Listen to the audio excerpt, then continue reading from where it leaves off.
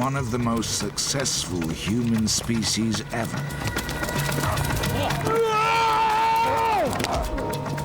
For 250,000 years, they dominated Europe, a continent ravaged by ice ages and stalked by wild animals.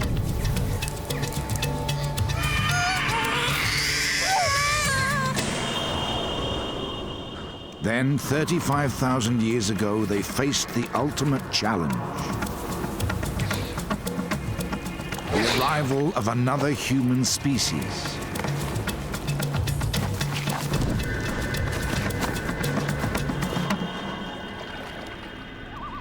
This is the story of the last time two different species of human shared this planet. Only one of them would survive.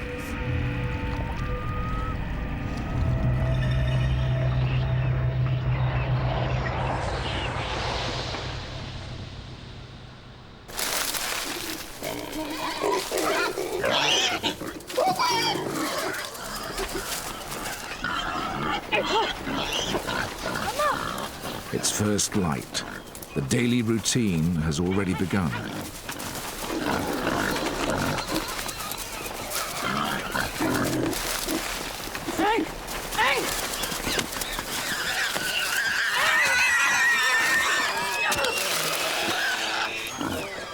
The hunters are a formidable team, a mother and a daughter, driven by the instinct to survive. Their kill will provide food and much more besides.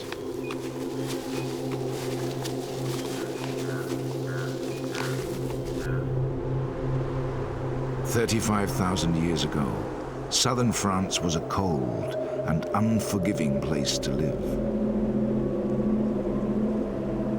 1,000 miles away, an ice sheet grips northern Europe, bringing polar conditions to much of the continent. In winter, temperatures can plummet to 25 below, similar to northern Canada today. Herds of woolly mammoth roam the windswept grassland.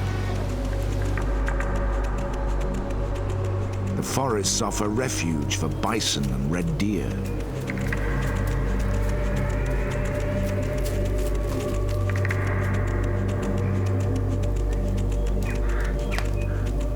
And limestone caves provide shelter for the people of this valley.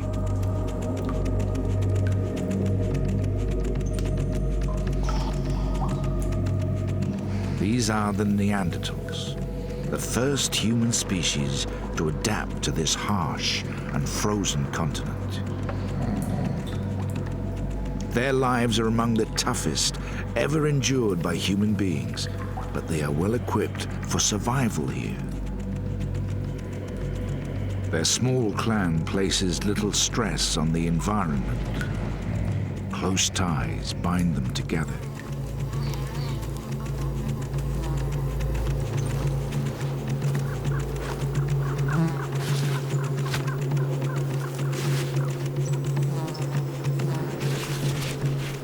Protection from the freezing cold comes from animal skins, cleaned and worn as clothing.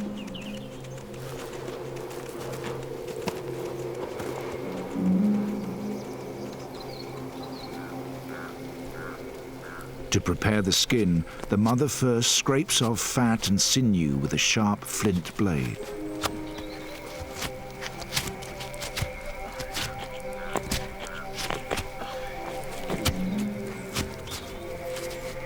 She uses her teeth as a vice. Her face is designed to spread the stress evenly around her skull. Her teeth are worn from many years of use.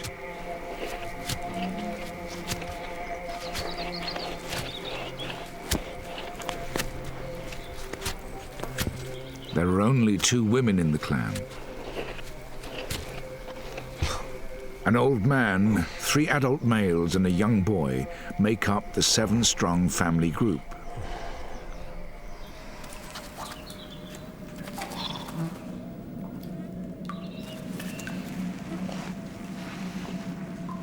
This cave is the center of their world.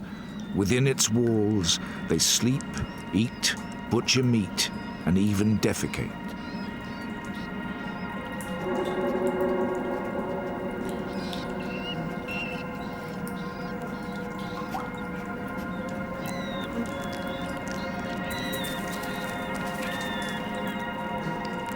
The discarded waste that littered the floors of Neanderthal caves became buried and then, over time, fossilized.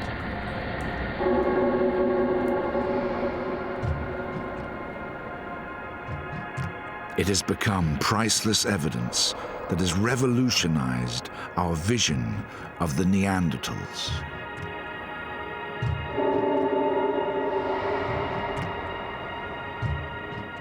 Far from the ape-like and brutish characters of popular myth, we now know they were a strong, intelligent, and highly adapted species.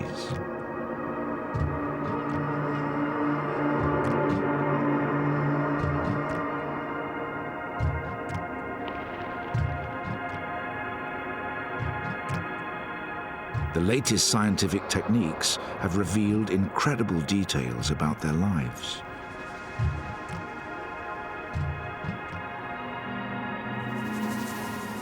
Fossilized feces can tell us what they ate. Teeth can tell us how they scraped animal hides to make clothing. Fractured and withered bones reveal how their lives were plagued by injury and disease. And even how some met violent and unexpected deaths.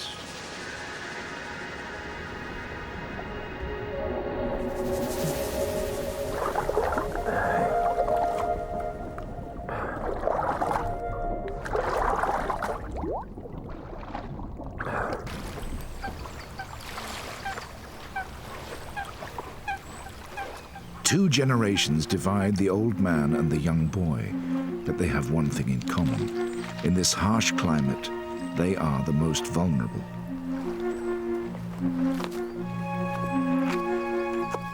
Childhood is the most dangerous time.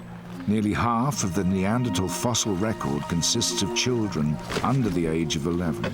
Oh, Margot!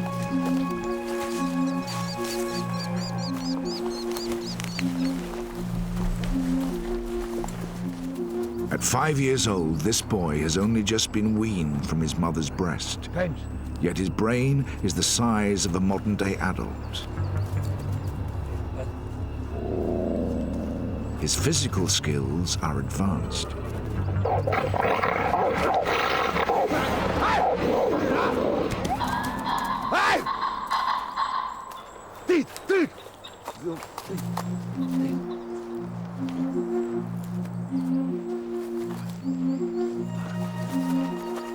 It's just as well. In an environment like this, you either grow up quickly or you die.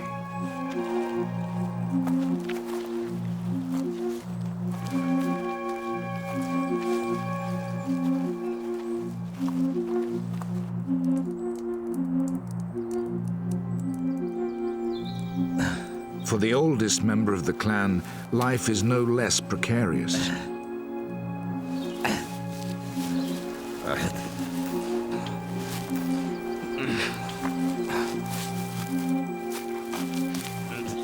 He's 43 years old, but injury and exertion have broken his body, hastening old age. Already he's living on borrowed time. 4 out of 5 Neanderthals never get to see their 40th birthday.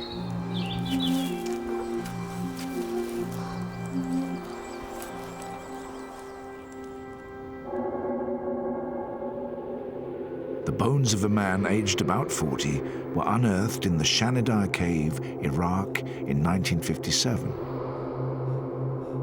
Scars on his ankles and ridges on his kneecaps reveal he was already crippled with arthritis.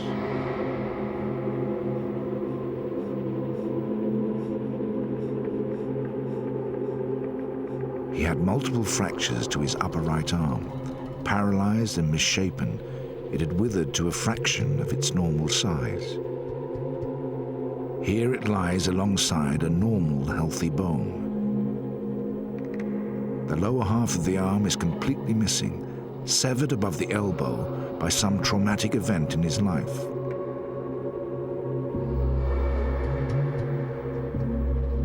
Close examination of his skull reveals the cause of these injuries. It's almost invisible to the naked eye, but the left side of his skull shows signs of a serious fracture. The subsequent brain damage would have paralyzed the right side of his body and may have blinded him in one eye.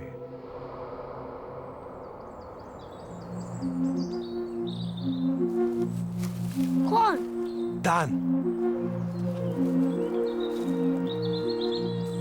For the old, there are few concessions in this brutal world. If he is to stay with the clan, he needs to pull his weight.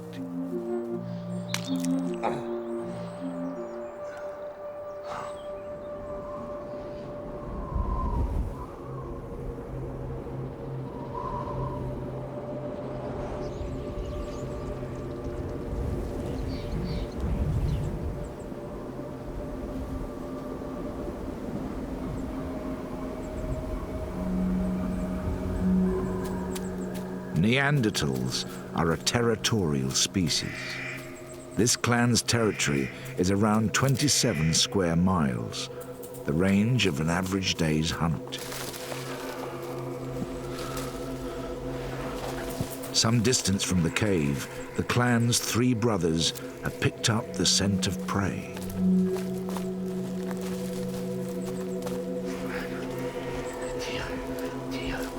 The oldest brother is the leader, the strongest and most experienced. He orchestrates the hunt.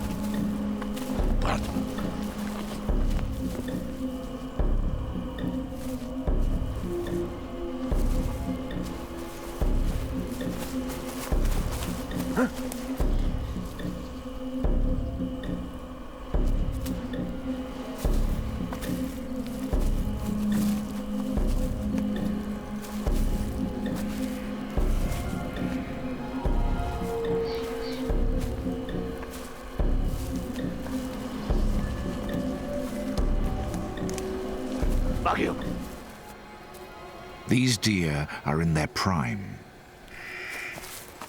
Nutritionally, they're more valuable than old or sickly prey,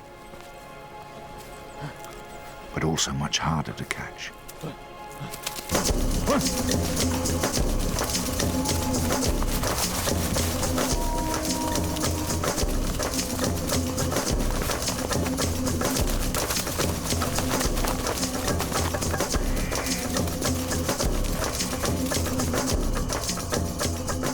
The Neanderthals' world was much smaller than the one we know today. Arctic tundra in the north and vast stretches of desert and sea to the south restricted their range to Europe and Western Asia. Even at their peak, it's estimated that as few as 100,000 Neanderthals may have lived within this border.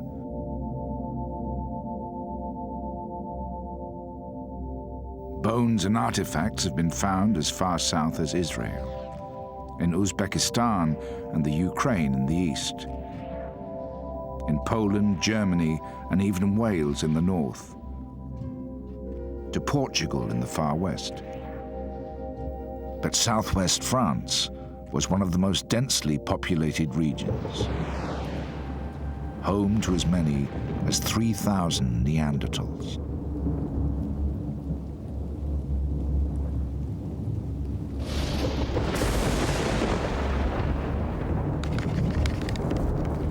hunt has not been successful. Darkness has fallen and the men are stranded on the edge of their territory. If they are to survive a night away from their cave, they must make a fire.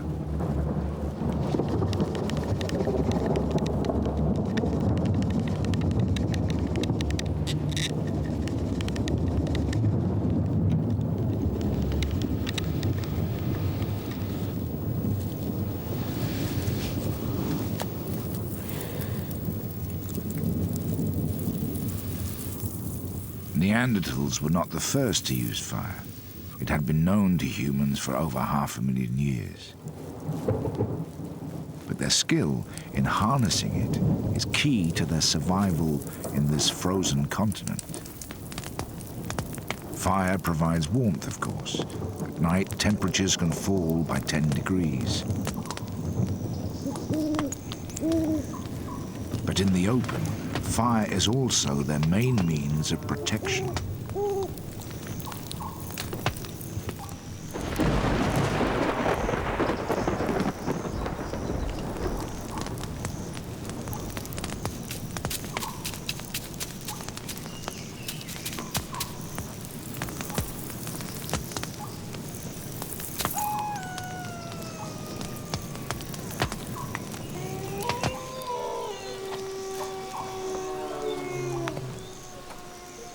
Leopards and wolves, cave lions and bears stalk this part of France.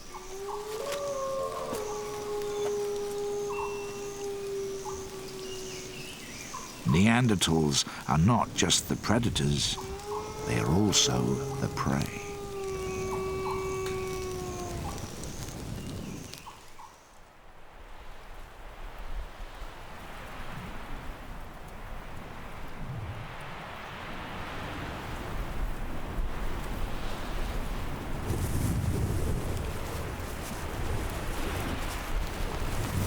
Early next morning, the hunt begins again.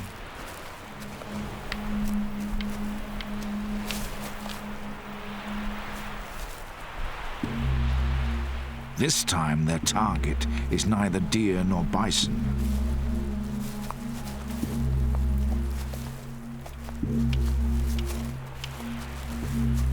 On the border that divides their territory from the next, the brothers have stumbled upon another kind of prey.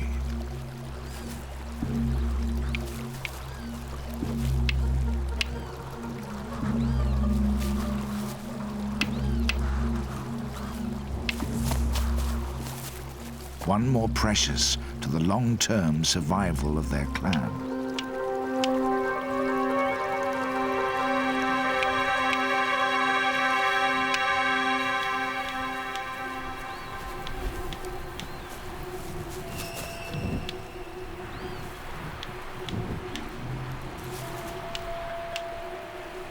The size of their caves and the debris unearthed within them suggest that Neanderthals lived in very small groups, perhaps no more than 25, and sometimes as small as 8.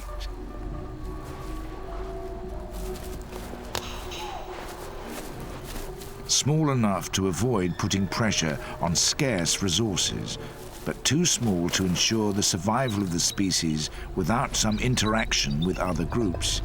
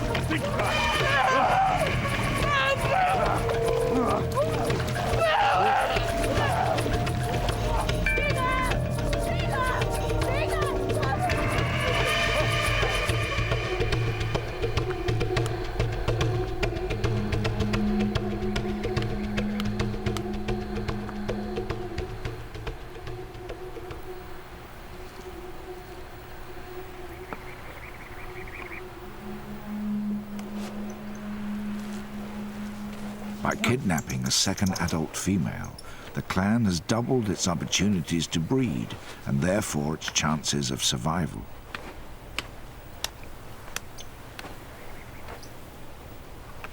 The fact that Neanderthals were territorial makes it likely they were male kin bonded, organized around fathers, brothers and sons. It's a giant. Women were probably transient, moving from clan to clan.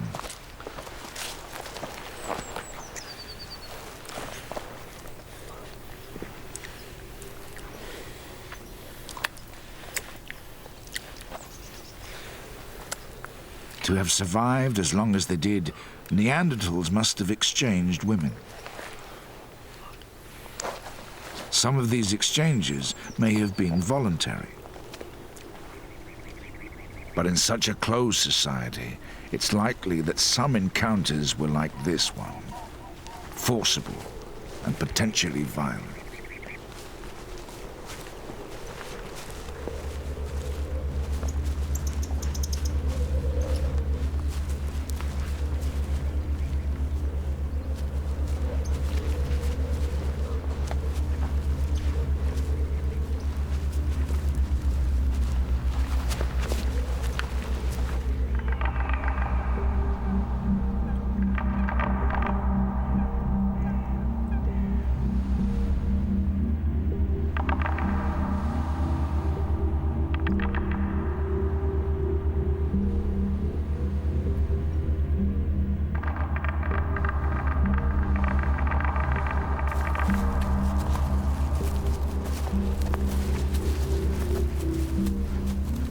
The men returned to the cave after 3 days hunting. It's a giant. Aquí. It's the giant.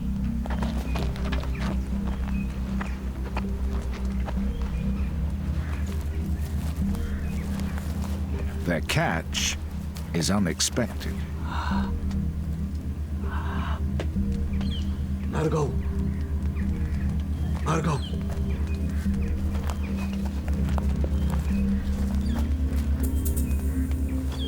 To the dominant female, the newcomer poses a threat to her position in the clan. She must quickly assert her authority.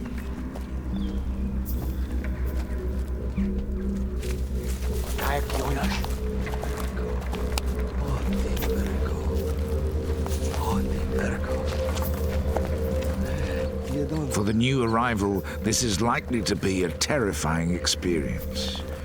Everything about this clan is alien to her. Mama, gimme. Yes.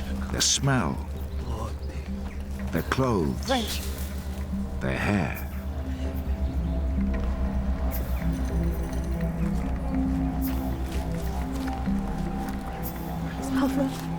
Even their language.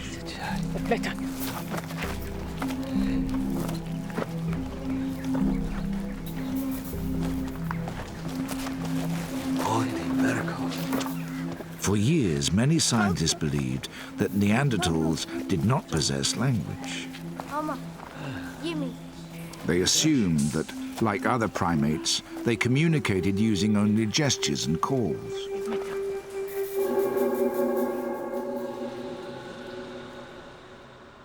Until quite recently, research on Neanderthal skulls supported this idea, suggesting that their mouth and throat were so different from ours that they probably couldn't speak as we do.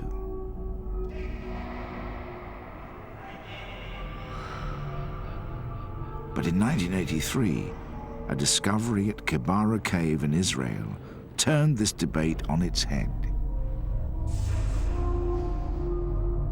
These 3 tiny fossils make up a bone called the hyoid. They sit in the throat, holding the muscles and flesh of the vocal mechanism in place.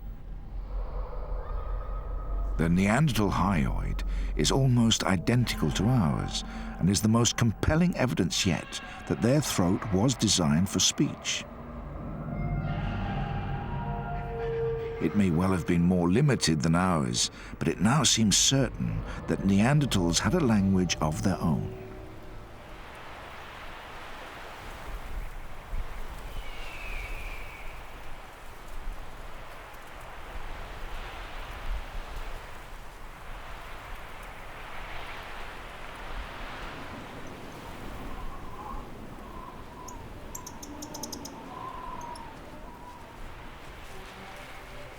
The lives of the Neanderthals are dominated by the need to secure food. At the age of 11, the youngest woman in the clan has not been hunting for long. Her prey is small, but it's fast, and she has to be skillful.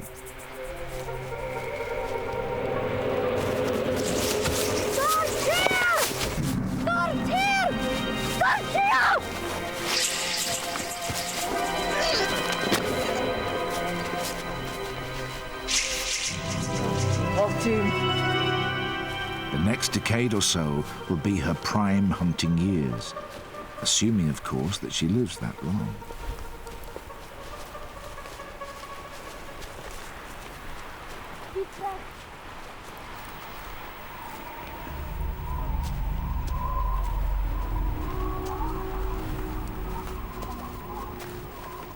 The Neanderthals' world is a dangerous one. Almost all the adult fossils discovered so far reveal some kind of serious injury.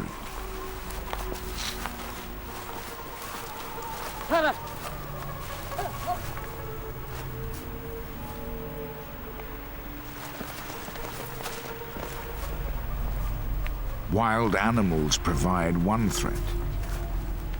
The treacherous landscape provides another.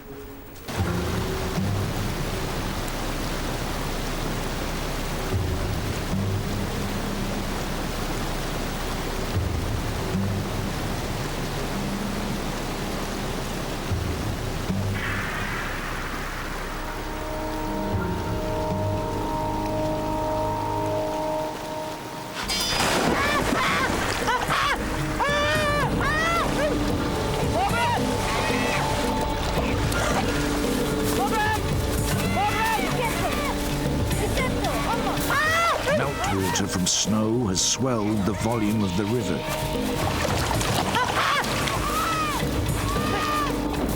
In this freezing water, the newest member of the clan will only survive a few minutes.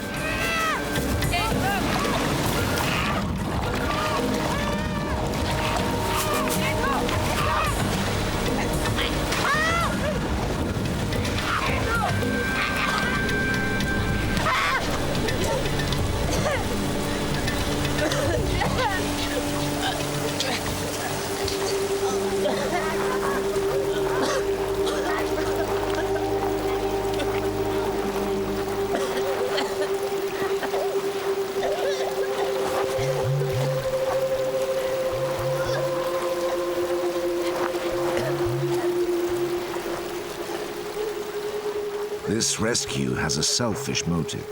The clan need the new female too much to let her die. Without them, she stands little chance of survival.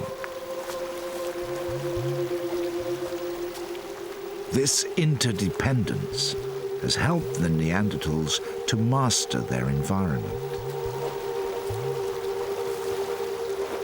But now their dominance of Europe is under threat.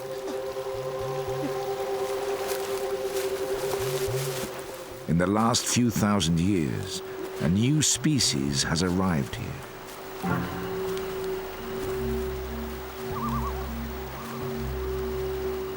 For the first time, these Neanderthals are not alone.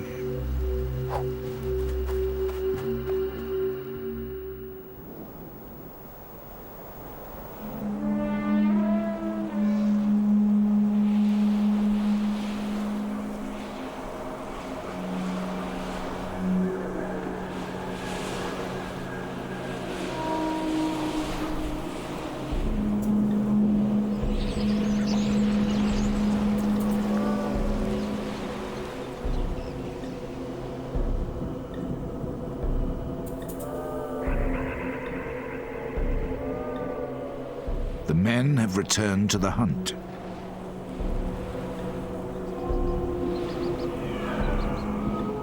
As Neanderthal spears were not designed for throwing, killing must be done at close quarters.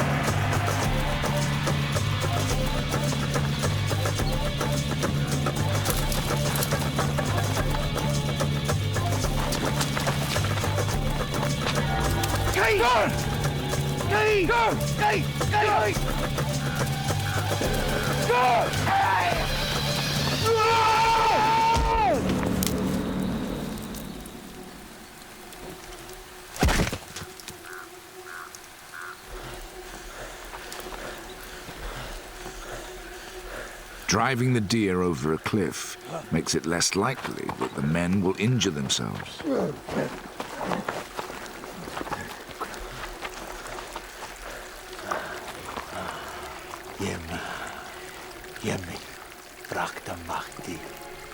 A debilitating injury could be the difference between life and death, not just for the individual, but for the whole clan.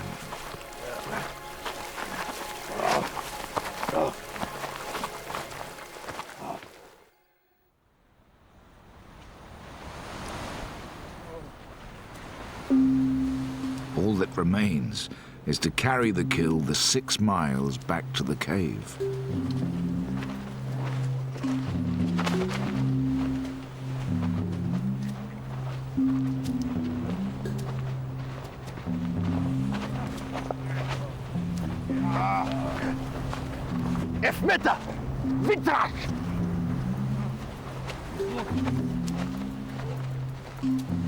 But Neanderthal bodies are powerhouses.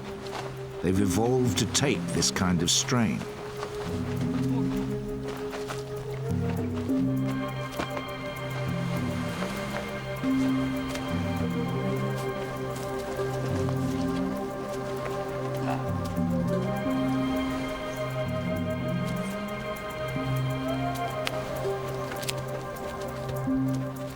The glaciers of Europe not only shaped the landscape, but the features of the Neanderthals who lived here.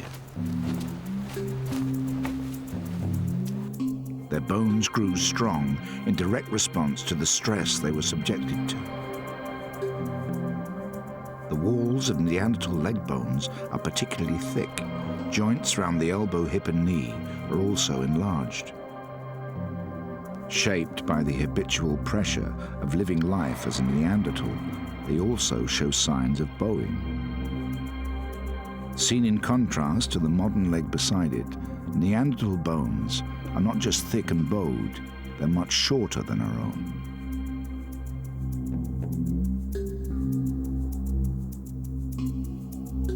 Short, heavy bodies reduce the skin's surface area, helping to maintain a high body temperature. Even their noses evolved to cope with the extreme cold weather.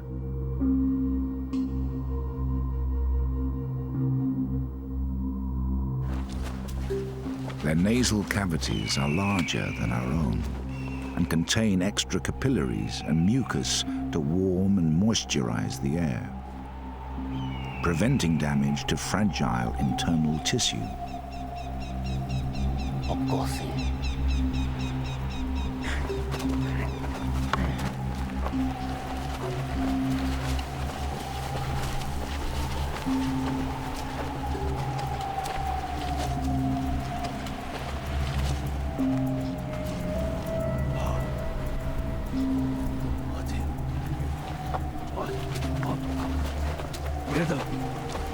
This combination of features makes Neanderthals the first human species specifically adapted to a cold climate.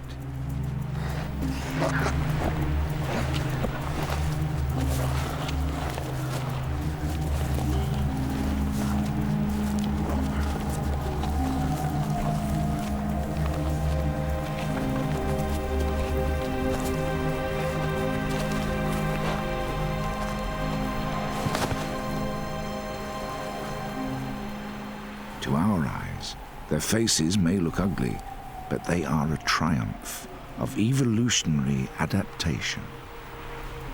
Jeder.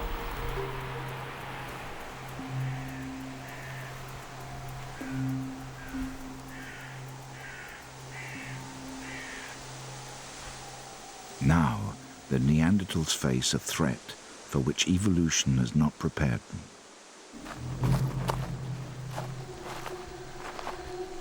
Physically, these strangers are not so well adapted to the bitter climate, but they have other advantages. They've evolved new ways of living together and new ways of thinking. They are Homo sapiens, known in Europe as the Cro-Magnons. They're distantly related to the Neanderthals.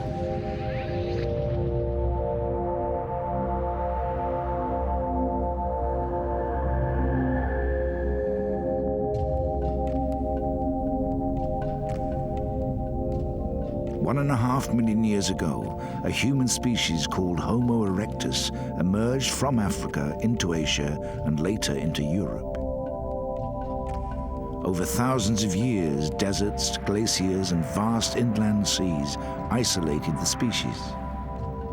In the cold, harsh conditions of northern Europe, a new cold-adapted species evolved, the Neanderthals. Meanwhile, in subtropical Africa, a warm-adapted species evolved. 100,000 years ago, they expanded as far as the Middle East. 45,000 years ago, the weather turned warmer, opening up a route into Europe. And so, 10,000 years after they set out from the Middle East, the Cro-Magnons arrived in southern France. For now, their numbers are small. This advance party is scouting for new territory. These fertile river valleys in the south of France are perfect, except for one thing. This is the stronghold of the Neanderthals.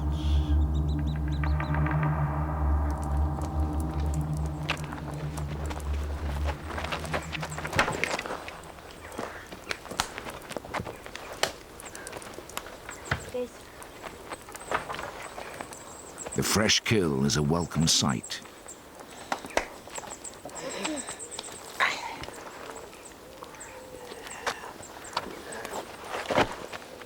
To cope with the physical demands of their life, each adult Neanderthal needs to consume up to 4,000 calories per day. In the depths of winter, this can rise to as much as 7,000 calories, almost 3 times the amount we eat today.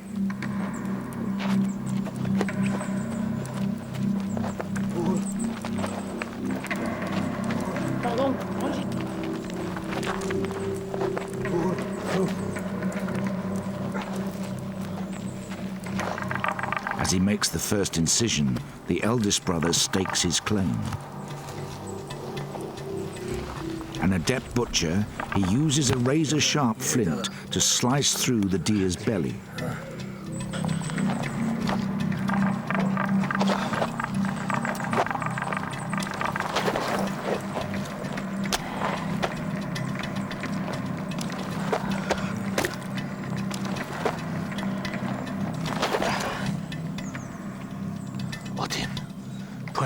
Today, meat makes up about 12% of the European diet.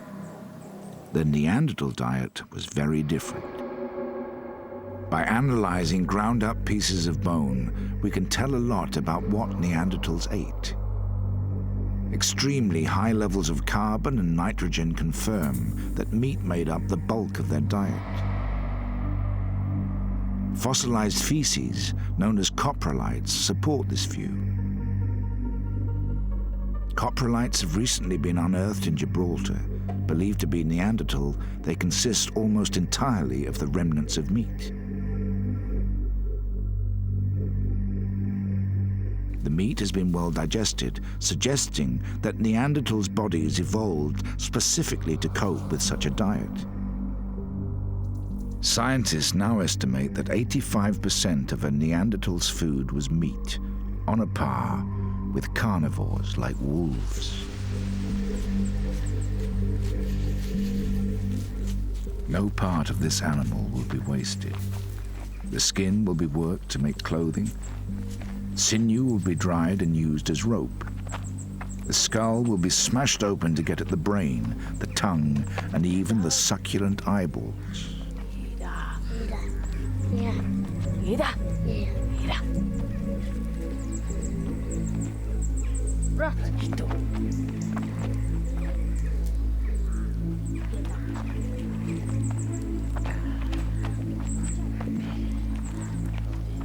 The old man is hungry.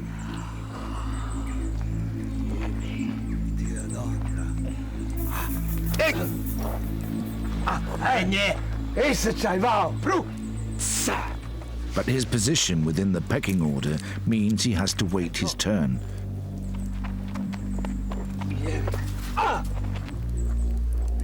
Meanwhile, the youngest member of the clan has learned that it pays to be an opportunist.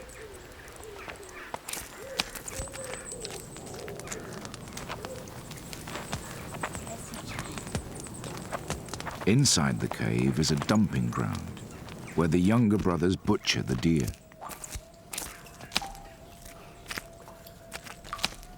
They break its neck and sever its limbs. It's a messy job. Blood, gristle, and the remains of other carcasses cover the floor and walls.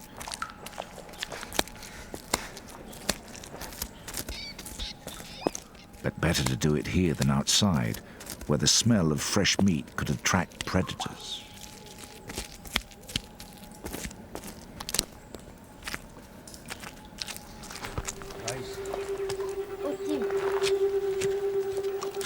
Like other carnivores, a special combination of enzymes in Neanderthal stomachs allows them to consume large quantities of raw meat. Tim. But cooked meat is more digestible and nutritionally less wasteful. The intense heat of the fire breaks down the protein and fat molecules, allowing them to be rapidly absorbed by the body. It's safer too. The heat kills off parasites and deadly bacteria. The Neanderthals' ability to cook gives them the edge over the other predators that share their world.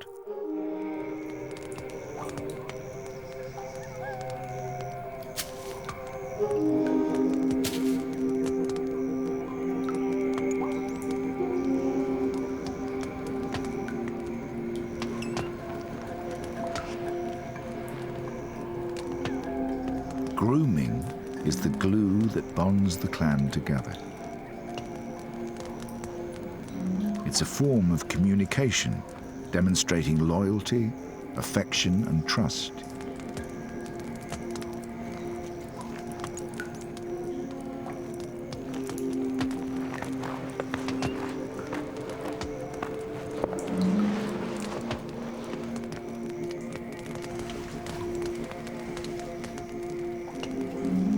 Intimate contact of this kind is immensely pleasurable. The clan can spend up to 4 hours a day relaxing under each other's touch.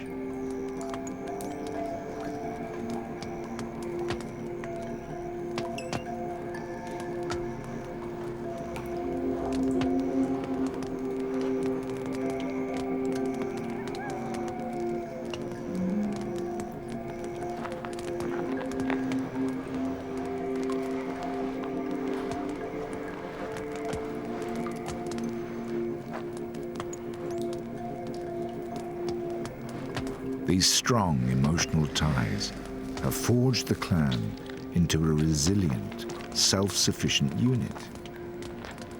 This unit has ensured their survival until now.